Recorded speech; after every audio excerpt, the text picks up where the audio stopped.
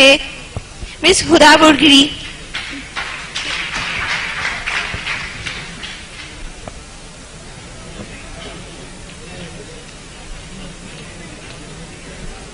عزت نفس کسی شخص کی محفوظ نہیں، اب تو اپنے ہی نگہبانوں سے ڈر لگتا ہے. ڈنکے کی چوٹ پہ ظالم کو برا کہتی ہوں، مجھے سولی سے نہ زندانوں سے ڈر لگتا ہے. جناب اعلیٰ، وطن عزیز کے حکمران اور عہدیدار ہاتھ میں کشکول لیے اغیار کے سامنے ہر وقت بھیک ملنے کے منتظر رہتے ہیں، جو نہ صرف اس ملک کے تشخص کو پامال کر رہے ہیں بلکہ آنے والی آئندہ ہماری نسلوں کو گداگری جیسی شرمناک عادت سے متعارف بھی کروا رہے ہیں. تاریخ میں ایسی کئی قوموں کے قصے رقم ہیں جن قوموں نے مسلط کے نام پہ اپنے سروں کو جھکا کر دستے سوال بلند کیا اور بعد میں جن کا انجام بازار میں بکنے والے سفید جسموں کی مانند کمتر اور حقیر بن کے ابھرا. ایسا ہی کچھ حال وطن عزیز کا بھی ہے. جناب اعلیٰ، پاکستان پچھلے 10 سالوں میں امریکہ سے $18 بلین کی رقم موصول کر چکا ہے. امداد پہ امداد لینے کی یہ وجہ جب ان حکمرانوں سے پوچھی جاتی ہے تو جواب یہ ملتا ہے پاکستان ایک غریب ملک ہے، بھوک اور افلاس انتہا پہ ہے، لہٰذا امداد لینے کے سوا کوئی چارہ نہیں ہے. تو جناب اعلیٰ، میں نے سوچا ذرا ان کلمات پہ اعتبار کرتے ہوئے اپنے گھر سے باہر نکل کر دیکھوں کہ امداد کے نام پہ ملنے والی اس بھیک نے میرے ملک کی عوام کے حالات زندگی کہاں تک بدلے ہیں. تو جناب اعلیٰ، بہت افسوس ہوا.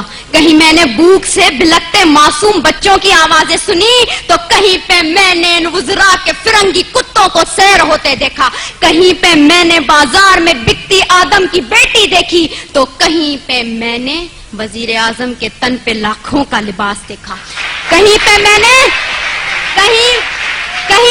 نے اولاد برائے فروخت کے نعرے سنے تو کہیں پہ ان وزیر اعظم اور حکمرانوں کے آگے پیچھے جاتی 10 مرسڈیز کو دیکھا، کہیں پہ میں نے عافیہ صدیقی کی ماں کو اس کے انتظار میں تل مرتے دیکھا تو کہیں پہ میں نے اس ملک کے حکمرانوں کو امریکہ کی خوشامد میں دن رات ایک کرتے دیکھا. میں کیا بتاؤں میں نے کیا کیا دیکھا. ڈرون حملوں میں مرنے والوں کی لاشوں کو دیکھا، کئی عورتوں کے اجڑتے سہاگوں کو دیکھا، کئی نوجوانوں کو ہاتھ میں ڈگریاں لیے بے روزگاری کے عوض پارلیمنٹ ہاؤس کے سامنے آگ میں جھلستے دیکھا، کئی میں نے بزرگوں کو پارلیمنٹ ہاؤس کے سامنے پینشن نہ ملنے کی خاطر ہلاک ہوتے دیکھا. جناب اعلیٰ، میں نے اس ملک کے ہر شہر ہر کوچے میں کربلا کا میدان دیکھا تو بے اختیار میری زبان پہ یہ الفاظ آ گئے: اصول بیچ کے مسند خریدنے والوں، نگاہ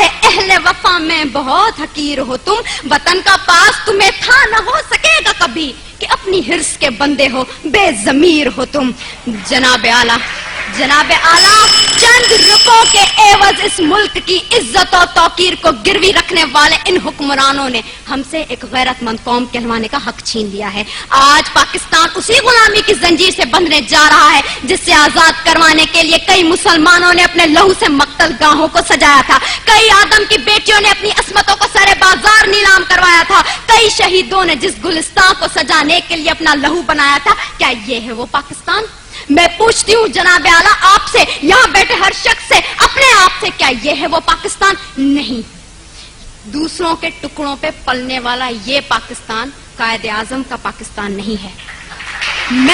میں سلام کرتی ہوں ان تمام قربانیوں کو جو اس ملک کو بنانے کے لیے لوگوں نے دی، مسلمانوں نے دی، لیکن دیپ جن کے چند خواہشوں میں چلیں، دیپ جن کے صرف محلاتوں میں جلیں، چند لوگوں کی خواہشات کو لے کے چلیں جو کہ مسلطوں کے سایوں میں پلیں، ایسے دستور کو، صبح بے نور کو میں نہیں مانتا، میں نہیں جانتا. میں بھی خائف ہوں تختہ دار سے، میں بھی منصور ہوں کہہ دو یہ اغیار سے. کیوں ڈراتے ہو زندہ کی دیوار سے، ظلم کی رات کو، جہل کی بات کو؟ میں نہیں مانتا، میں نہیں جانتا، میں نہیں مانتا، میں نہیں جانتا.